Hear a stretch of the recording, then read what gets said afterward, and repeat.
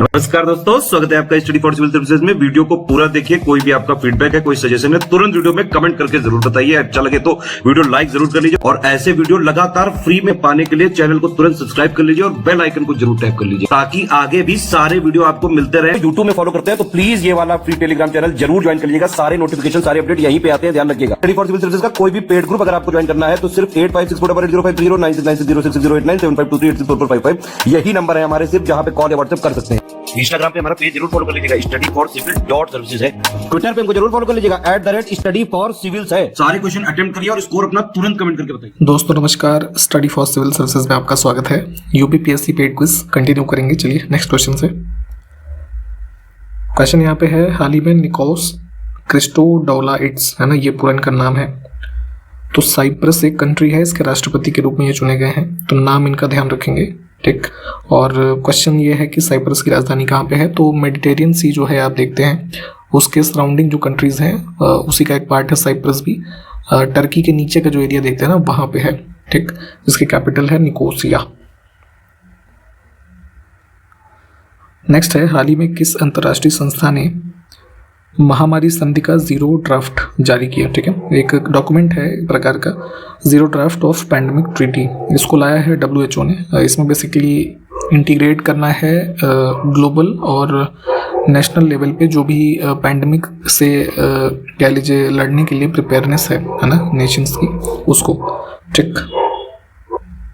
Next है कि Hindustan aeronautics limited जो भारत की संस्था है, इन्होंने हाल ही में किस देश की सरकार के साथ एक उन्नत हल्के हेलीकॉप्टर है ना, बेसिकली एक प्रकार का लाइट हेलीकॉप्टर है, इसका नाम ही है एडवांस लाइट हेलीकॉप्टर MK3 है ना। तो इसके निर्यात के लिए अनुबंध पर हस्ताक्षर किए हैं। तो इसमें एक हेलीकॉप्टर जो है ये इंपोर्ट किया जाएगा मॉरिशस गवर्नमेंट के साथ। यहाँ पे टाई अप हुआ था एक जनवरी में।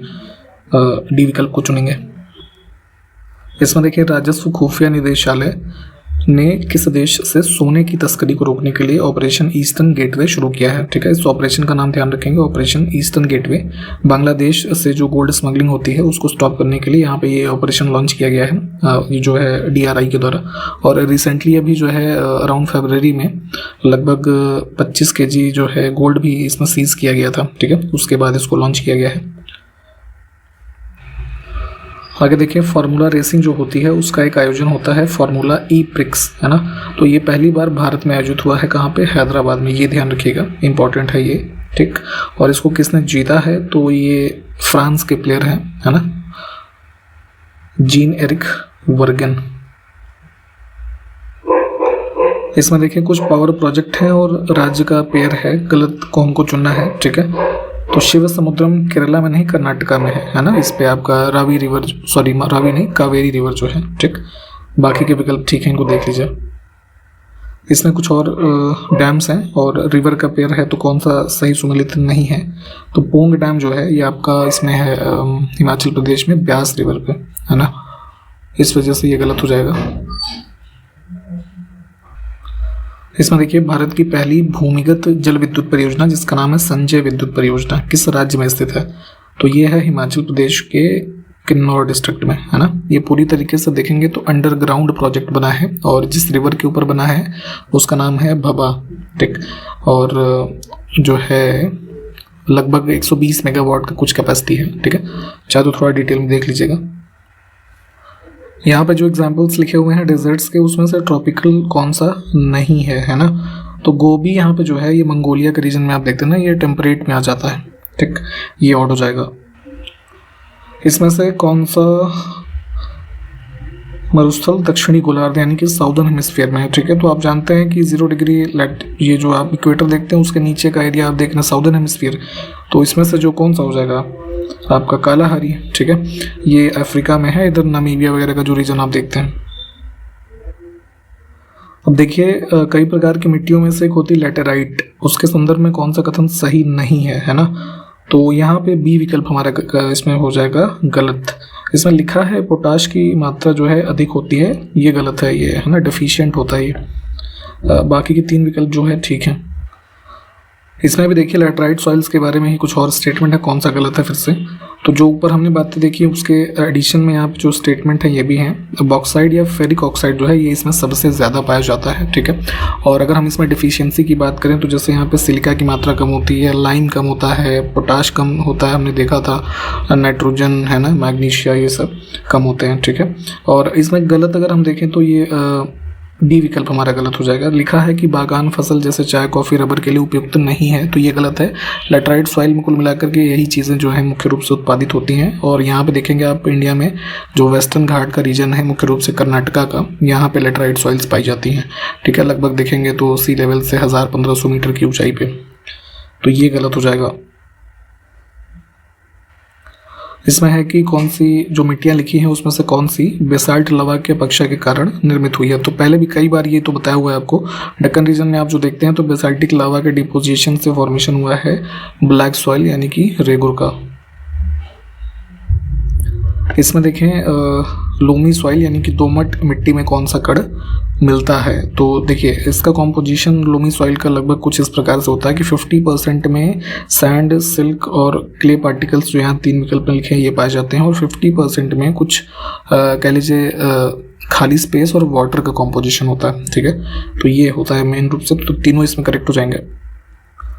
इसमें देखिए 3 स्टेटमेंट है, कौन सा सही है ना, या किस मृदा के संदर्भ में ये तीनों स्टेटमेंट है ये बताना है।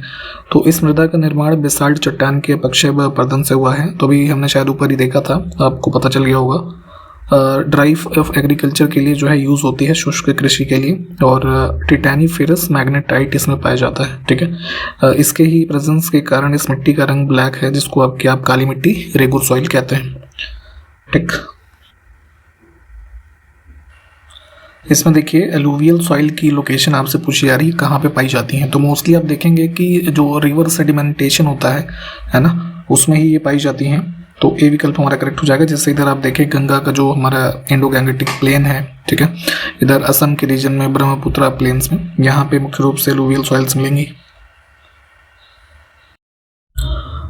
इसमें देखिए कल्लर या रेह किस प्रकार की मृदा को कहा जाता है।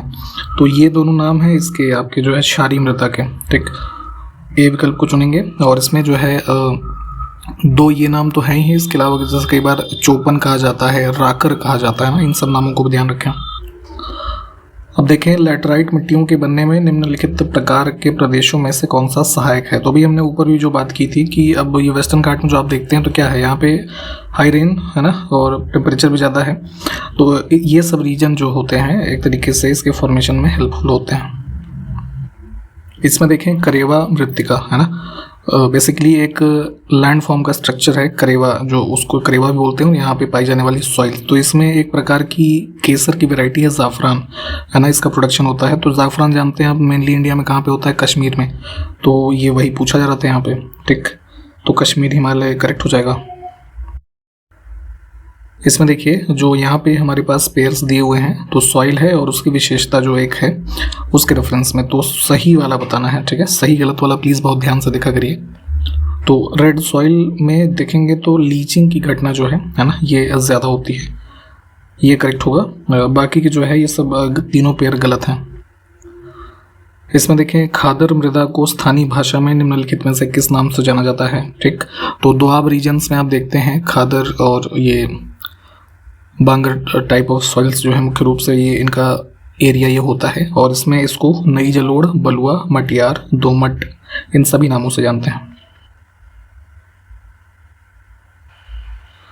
किस देश की सरकार ने देश में आए चक्रवाती तूफान गैब्रियल के बाद राष्ट्रीय आपातकाल की घोषणा की है। तो ध्यान रखिएगा न्यूजीलैंड में लगाया गया था ये नेशनल इमरजेंसी गैब्रियल तूफान के वजह से। तो यहाँ पे इसका नाम ध्यान रखना है, ये चीज़ें अक्सर पूछ ली जाती हैं। G20 मीटिंग्स के क्रम में एक और जो है जो इनका कल्चर वर्किंग ग्रुप है, तो इसकी फर्स्ट मीटिंग कहाँ पे हुई है, 22 फरवरी से। तो 22 फरवरी से लेकर के 25 फरवरी तक खजुराहो मध्य प्रदेश में जो है मिनिस्ट्री ऑफ कल्चर जो भारत सरकार का है, इन्होंने ऑर्गेनाइज किया था। ये चीज़ ध्यान रखिएगा। 15 फरवरी को केंद्रीय मंत्रिमंडल ने कितने करोड़ रुपए के वित्तीय आवंटन के साथ वित्त वर्ष 2022-23 से 25-26, यहाँ पे टाइम पीरियड ध्यान दीजिएगा, इस ड्यूरेशन के लिए एक केंद्र प्रायोजित योजना जिसका नाम है वाइब्रेंट विलेज प्रोग्राम, इसको मंजूरी दी है। तो देखेंगे नॉर्दर्न इंडिया के जो हमारे बॉर्डर स्टेट्स हैं, है ना, उनमें विलेजेस में एक जो है कह लीजिए एक तरीके से हॉलिस्टिक डेवलपमेंट होगा हर तरीके का। उसके लिए लगभग 48,000 करोड़ रुपए जो है ये इसमें एलोकेट हुए हैं। नेक्स्ट है कि फाइनेंशियल लिटरेसी वीक, है ना, 2023 का ऑब्जर्व हुआ है रिसेंटली। थीम है good financial behaviour your saviour. तो ये इसका टाइम पीरियड था 13 से 17 फरवरी। थीम इंपॉर्टेंट है, थीम ध्यान रखिएगा। 20 फरवरी 2023 को विश्व प्रसिद्ध पेंगोंग सो लेक, ये कहाँ पे है, लद्दाख में, ठीक है। तो इस पर भारत की पहली फ्रोजन लेक मैराथन आयोजित की जाएगी। तो ये ध्यान रखिएगा, फ्रोजन लेक मैराथन यहाँ पे आयोजित हुई थी पेंगोंग सो लेक पे, लद्दाख करेक्ट हो जाएगा। ये काफ़ी एक्सपेक्टेड क्वेश्चन है, इसको ध्यान रखिएगा। हाल ही में किस केंद्रीय मंत्री ने उत्तर प्रदेश के आंवला और फूलपुर, यहाँ पे दोनों जगह इफ्को के जो फर्टिलाइजर प्लांट्स हैं, इसमें नैनो यूरिया जो लिक्विड ये प्लांट्स हैं, इसको यहाँ पे इंस्टॉल किया गया, तो उसका उद्घाटन किया। तो हमने लिक्विड यूरिया के रेफरेंस में पहले बात की हुई है कि जहाँ एक ट्रेडिशनल यूरिया का एक पूरा बड़ा बैग होता है, उसके बदले लगभग 500 ml की जो लिक्विड यूरिया है ना, वो इफेक्टिव है। तो एज अ टेक्नोलॉजी इस चीज़ को ध्यान रखेंगे। और यहाँ पे जो प्लांट्स का उद्घाटन किया है ये मनसुख मंडाविया ने किया था। नेक्स्ट है कि 15 से 17 फरवरी तक आयोजित किए गए इंडिया इंटरनेशनल सी फूड, है ना, सी फूड शो की मेज़बानी किस राज्य ने की? तो ये किया गया था इसमें वेस्ट बंगाल में, कोलकाता। किस देश ने हाल ही में ये अनाउंसमेंट की है कि 2023 के अंत तक उस देश की पहली महिला अंतरिक्ष यात्री, जिनका नाम है रैयाना बर्नावी, नाम बहुत इंपॉर्टेंट है, प्लीज़ ध्यान रखें, इनको अंतरिक्ष में भेजने की योजना है। तो ये संबंधित हैं सऊदी अरब से, इन्होंने अनाउंस किया था। नेक्स्ट है हाल ही में यूपीआई लाइट फीचर लॉन्च करने वाला पहला बैंक कौन बना है? तो यूपीआई आप जो यूज़ करते हैं भीम यूपीआई, तो उसी का एक नया फीचर आ गया है, और यूपीआई लाइट कुछ छोटे ट्रांजैक्शंस के लिए। तो इसको सबसे पहले अपने प्लेटफॉर्म पर लॉन्च किया है इन्होंने, पेटीएम पेमेंट बैंक ने, है ना। हाल ही में किस राज्य में आयोजित नेशनल रेस वॉकिंग चैंपियनशिप, है ना, ये 20 किलोमीटर की जो है वॉकिंग रेस थी, इसमें अक्षदीप सिंह और प्रियंका गोस्वामी ने जीत हासिल की है। तो ये आयोजित हुआ था झारखंड में, ठीक है, रांची में, ये ध्यान रखें। इसमें देखें कि लॉन्ग रेडियो वेव्स जो होती हैं पृथ्वी की किस सतह से परिवर्तित होती हैं? तो पृथ्वी नहीं, ये एटमॉस्फेयर यहाँ पे होना चाहिए था, ठीक है। एटमॉस्फेयर में जो हमारी आयनोस्फीयर है, ठीक है, यहाँ पे देखेंगे, यहाँ से हमारी रिफ्लेक्ट बैक होकर के आती हैं लॉन्ग रेडियो वेव्स, जो हमारे कम्युनिकेशन को, है ना, रेडियो सिग्नल्स वगैरह को, जो कह लीजिए इसके एप्लीकेशन को पॉसिबल बनाती हैं, ठीक। बी विकल्प को चुनेंगे। वायुमंडल में ओजोन परत हमारे क्या करती है? तो हमने पहले बताया है कि जो है स्ट्रेटोस्फीयर में इसकी उपस्थिति है, और हमें जो प्रोटेक्शन प्रोवाइड करती है यूवी रेडिएशन से, ठीक। इसमें देखें कौन सी गैस ओजोन परत के ह्रास के लिए सर्वाधिक उत्तरदायी है? तो ओजोन लेयर के डिप्लीशन में सबसे ज़्यादा योगदान दिया है CFCs ने, क्लोरोफ्लोरोकार्बन, है ना, हाइड्रोफ्लोरोकार्बन, इन सब ने, ठीक। इनसे प्रोटेक्शन के लिए एक प्रोटोकॉल भी बनी है, जरा उसका नाम कमेंट करके बताइए। तो इसमें देखें ग्लोबल वार्मिंग के लिए कौन सी गैस जो है रिस्पॉन्सिबल है? तो देखिए क्या होता है कि जो हमारा ये ऐसा समझिए कि हीट जो ट्रैप करती हैं गैसेस एटमॉस्फेयर में, उसी से होता है ग्रीन हाउस इफेक्ट, है ना, और वही है ग्लोबल वार्मिंग एक तरीके से। ये सारे कॉन्सेप्ट आप जानते होंगे। तो मुख्य रूप से ग्रीन हाउस गैसेस यहाँ पे रिस्पॉन्सिबल हैं। तो अब उसमें क्या क्या आता है? Nitrous oxide, methane, carbon dioxide, water vapour, है ना, ये सभी जो है रिस्पॉन्सिबल हैं। तो डी विकल्प को चुनेंगे। इसमें देखिए 3 पेड़ हैं, कौन सा सुमेलित है? हाइग्रोफाइट बेसिकली ऐसे प्लांट्स होते हैं जो वेट कंडीशन वाली, है ना, जो भूमध्य रेखीय उष्ण आर्द्रता वाली वनस्पति हैं, उनको कहा जाता है, ये ठीक है। लिथोफाइट जो हमारे रॉक्स होते हैं, यानी कड़ी चट्टानों पे उगने वाली वनस्पति। ज़ेरोफाइट गलत है, ज़ेरोफाइट शीतोष्ण कटिबंध लिखा है, ये गलत है। ये बेसिकली आप देखेंगे जो ये आपका डेजर्ट वगैरह में जैसे कैक्टस वगैरह के पेड़ देखते हैं, वो इसका एग्जाम्पल है, ठीक है, बहुत ही लेस वाटर वाली कंडीशन में पाए जाने वाले। इसमें देखें वोल्केनिक इरप्शन यानी कि ज्वालामुखी उद्गार से निकलने वाले पदार्थों में क्या क्या शामिल हैं। तो यहाँ पे ये जो लैपिली प्यूमिक पायरोक्लास्ट लावा ऐश राख यानी कि ये सब के सभी शामिल होते हैं। वोल्केनिक इरप्शन को एक बार डिटेल इसमें देखें एरिड लैंडफॉर्म जो है किसके द्वारा बनती है ये बताना है। तो जहाँ पे मल्टीपल ग्लेशियर्स फ्लो होते हैं, ठीक है, तो ग्लेशियल इरोजन की घटना से आपका एरिड स्ट्रक्चर बनता है। ठीक, इसमें देखें कि जो एग्जाम्पल्स लिखे हैं प्लेट विवर्तन सिद्धांत से संबंधित कौन सा नहीं है। तो प्लेट टेक्टोनिक थियरी में संबंधित ये ध्रुवों का भ्रमण जो है ऐसा कुछ नहीं होगा, है ना, ये गलत हो जाएगा। बाकी कॉन्टिनेंटल ड्रिफ्ट, है ना, sea floor spreading, transform, fault, ये सब आप जानते ही हैं। जैसे इसमें क्या होता है कि दो प्लेट्स एक दूसरे के ऊपर से स्लाइड हो जाती हैं, है ना। तो ये सारे के सारे तो एग्जाम्पल्स ही हैं उसके प्लेट टेक्टोनिक के। एक प्लेट टेक्टोनिक का एग्जांपल कोकोस प्लेट, है ना, उसकी लोकेशन आपसे पूछी जा रही है। तो सेंट्रल अमेरिकन और पैसिफिक प्लेट जो है ना, इनके मध्य है। ठीक है, ये सारी प्लेट्स जो भी मेजर हैं तथा माइनर हैं, ये एक बार इनकी लिस्ट आपको पता होनी चाहिए, इसको देख लीजिएगा। दो स्टेटमेंट यहाँ पे हैं, दोनों को देखना है कौन सा सही है। ठीक, तो देखिए जो हमारे ये हैं कह लीजिए रॉक्स, है ना, उसमें क्रैक आने से भूकंप आते हैं, तो ये भी ठीक है। चट्टानों में दरारें आती हैं तो इस वजह से भी भूकंप आते हैं। दूसरा है एक क्षेत्र के वातावरण पर जेनॉन गैस की सांद्रता में वृद्धि भूकंप का संकेत है। तो ये भी शायद पहले किसी वीडियो में बताया गया था आपको कि रिसेंट स्टडीज़ में ये निकल करके आया है कि इसमें जेनॉन लिखा है, ये गलत हो जाएगा। जेनॉन नहीं, रेडॉन गैस की एक्सेस हो जाती है एटमॉस्फेयर में बिफोर अर्थक्वेक। ठीक, तो दूसरा गलत हो जाएगा, सिर्फ पहला ठीक है। ठीक, यहाँ पे समाप्त करें इसको। सारे क्वेश्चंस प्लीज़ देख लीजिए और हम कंटिन्यू करेंगे फिर अगले वीडियो में। तब तक के लिए नमस्कार, जय हिंद।